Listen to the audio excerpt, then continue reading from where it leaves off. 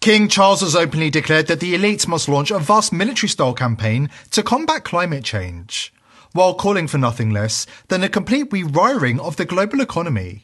He has even suggested that traditional farming practices and the livelihoods of countless farmers should be sacrificed in the name of sustainability. But it doesn't stop there.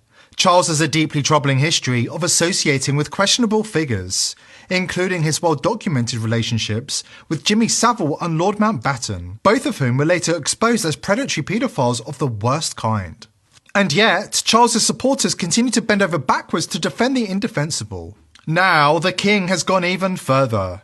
He has declared the end of sovereignty as we know it, calling for the formation of a global government under the auspices of the World Economic Forum. Good luck defending him this precisely 2:46 AM on December the 25th, an extraordinary message appeared on the official royal family website. This was no ordinary Christmas message. In this now deleted statement published hours before his official Christmas speech, King Charles III issued a stunning proclamation, a call for what he described as the necessary dismantling of sovereignty and the urgent creation of a global government. According to Charles, our shared humanity transcends borders and ideologies, and it's only by embracing a global framework, a true partnership of nations, as envisioned by the World Economic Forum's Great Reset, that we can address the profound challenges before us. The time has come to face an undeniable truth. The concept of absolute sovereignty, as we have long understood it, must evolve. Indeed, it must be dismantled for the good of humankind. Pause the video now to read the disturbing declaration in more detail. Within hours, the message was wiped from the site without any explanation, leaving only fragments behind, screenshots captured by quick-thinking internet users who have since shared them far and wide. What was this about? Why would Charles advocate for something so controversial, and why was the press release so swiftly buried? Hours later, when Charles arrived at the Fitzrovia Chapel in London to deliver his Christmas speech, the world was presented with a watered-down version of his call for a one-world government and globalist techno-communism. Do to others as you would have them do to you. Such values are universal, drawing together our Abrahamic family of religions and other belief systems across the Commonwealth and wider world. They remind us to imagine ourselves in the shoes of our neighbors and to seek their good as we would our own. So, on this Christmas Day, my heart and my thanks go to all who are serving one another, all who are caring for our common home, and all who see and seek the good of others, not least the friend we do not yet know. Quoting from the Gospels to promote the World Economic Forum's dystopian agenda may be disingenuous, but those deleted screenshots tell a very different story. Did King Charles lose his nerve? Did he back away from a full-throated call for a global government at the last minute? Or is there something more behind this sudden about-face? The statement called for the necessary dismantling of sovereignty and urged the formation of a global government to combat what the king described as systematic threats to humanity. These remarks, disturbingly aligned with the World Economic Forum's Great Reset agenda, raise serious concerns about the future of national independence and individual freedoms. But should we be surprised? Charles has previously called for the elite to adopt a war footing and unleash a vast military-style campaign to coerce humanity into submitting to their agenda. At this late stage, I can see no other way forward but to call for a Marshall-like plan for nature, people and planet. With the planetary emergency so critical, with the permafrost melting in Siberia, for instance, producing dire effects on global warming, and with the Pantanal in Brazil being consumed by unprecedented numbers of fires, we can no longer go on like this, as if there was no tomorrow and no ultimate reckoning for our abuse of nature. So, what do we do? Without doubt, we must now put ourselves on a warlike footing, approaching our action from the perspective of a military-style campaign. That way, working together, we can combat this most grave and urgent challenge. If we have the resolve to shift our trajectory, we must start now by bringing forward our net zero target. As Charles endorses military campaigns to crush individual liberty and enforce the will of the global elite, his denunciation of sovereignty is especially chilling. Sovereignty, the right of nations to govern themselves, is a cornerstone of Western civilization. For a monarch who represents national identity and heritage, to call for its erosion is both ironic and alarming. It challenges the very principles upon which modern nations are built. Does this signal the monarch aligning with the globalist elites, prioritising centralised control over the will of individual nations? The current pandemic has brought unimaginable devastation to people's lives, livelihoods, and national economies. At the same time, the green recovery represents an unprecedented opportunity to rethink and reset the ways in which we live and do business. Now, I've long believed that we need a shift in our economic model that places nature and the world's transition to net zero at the heart of how we operate, prioritizing the pursuit of sustainable, inclusive growth in the decades to come. Having been championing climate action now for the last, 40 years, I can tell you that this isn't a fight for the faint-hearted. By leveraging market forces and the immense resources of the private sector, there is hope that we can transform the situation. But I'm afraid we are literally at the last hour, and there is real urgency for action. We know now what we have to do to rescue the situation, rather than going on talking about it. According to Charles, the time for action has come. It's time for military-style campaigns, for sweeping measures that silence opposition. It's time to crush dissent and end the pretense of democracy in the West. It's time to abandon the values of freedom and accountability in favour of centralised control. No wonder Charles was the man to introduce the Great Reset to humanity, the WF agenda that calls for a complete overhaul of economies and societies in line with the chilling goals of the globalist elite. We need nothing short of a paradigm shift, one that inspires action at revolutionary levels and pace. We simply cannot waste any more time. The only limit is our willingness to act.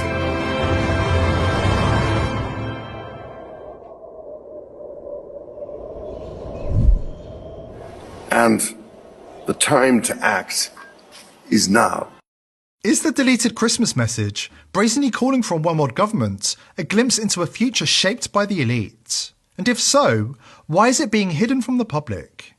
Stay with us as we connect the dots and expose why Charles III, the King of England, is working overtime to destroy his own country and serve the agenda of the global elite.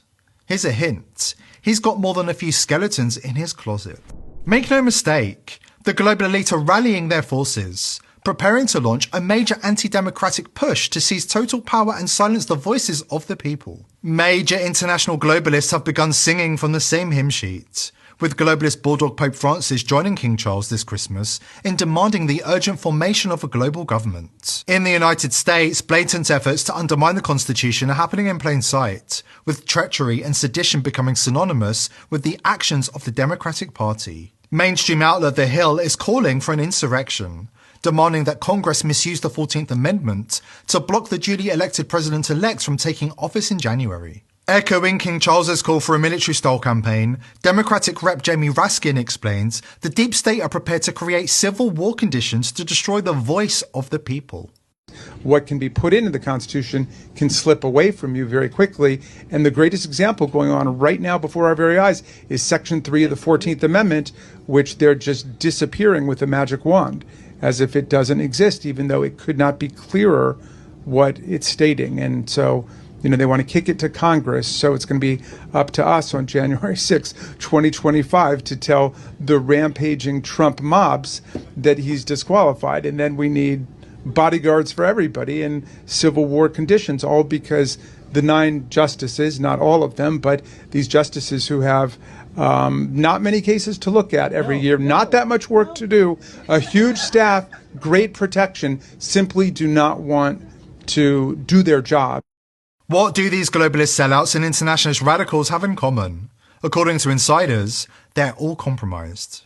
And their crimes are so heinous they'll do whatever it takes, including burning the whole world down to keep that compromat buried, as Rep. Tony Burchett warns. We're seeing a lot of the left's depravity allegedly connected to convicted sex offender Jeffrey Epstein. Now, you're also working to uncover his infamous client log from his private jet, a motion that Democrat Senator Dick Durbin is trying to block. Congressman, why do you think so many Democrats are committed to protecting the list of a dead pedophile? What possible national security implications could that have? What you see in so many times, and my dear friend Marsha Blackburn, I thought she was snubbed. That's why I got involved with it. She can handle her own, but when the Democrat-controlled Senate did that, I went to Chairman Comer in the Republican-controlled House, and I said, we need to fix this. This is wrong. And too many of my colleagues, I'm afraid, are compromised in this area for whatever reason. Somebody's whispered in their ear, said, hey, you don't want something to come out on something else. You better keep your mouth shut on this. And that's exactly what they've done. And it continues to go, whether it's the honeypot that the Russians used to use or something worse. I don't know. But it's clearly, you see that up and down the line. You see good conservatives vote for liberal policies. And frankly, you see some liberals occasionally that will vote for something else. So obviously the Congress has been compromised, and this continues on through the White House, through the Justice Department. The trash can is very deep. It's not a swamp. It's an open sewer. The halls of Congress are crawling with compromised politicians, just as the palaces of Britain are rotten to the core, filled with reprobates who wield their power and influence to undermine and destroy the very institutions they claim to represent. July of this year, Epstein was arrested on charges of sex trafficking and abusing dozens of underage girls. One of Epstein's accusers, Virginia Roberts, has made allegations against you. She was very specific about that night. She described dancing with you and you profusely sweating, and that she went on to have bath, possibly. There's a slight problem with the sweating because I have a peculiar medical condition, which is that I don't sweat, or I didn't sweat at the time, and that was I didn't sweat at the time because I had suffered what I would describe as an overdose of adrenaline in the Falklands War when I was shot at, and I simply it was almost impossible for me to sweat. Andrew has borne the brunt of the public outrage over his links to Jeffrey Epstein, and Charles has his own reckoning on the horizon. The man who was best friends with notorious pederast Jimmy Savile likes to present himself as the steadfast leader of the British people, the proud bearer of the royal legacy that has ruled the British Isles for centuries. But in reality, he's nothing more than a globalist sellout, an occultist, and a loyal servant to the elite.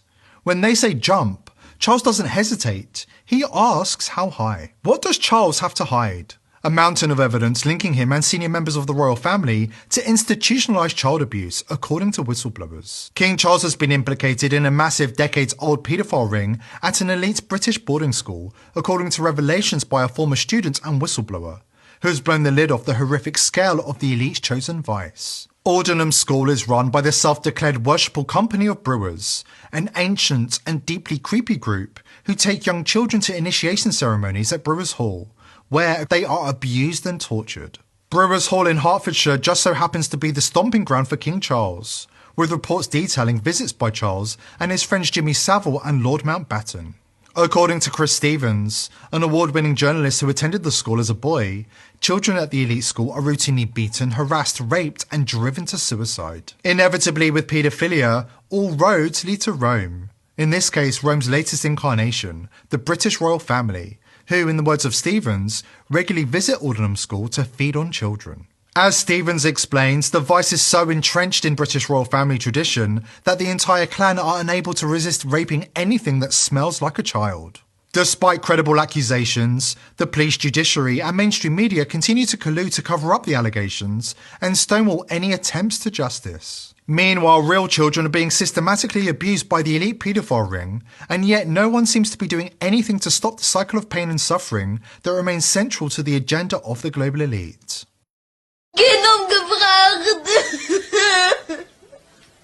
Was Schicksal ist, Hans. Schicksal. Aber lebendes. Und die haben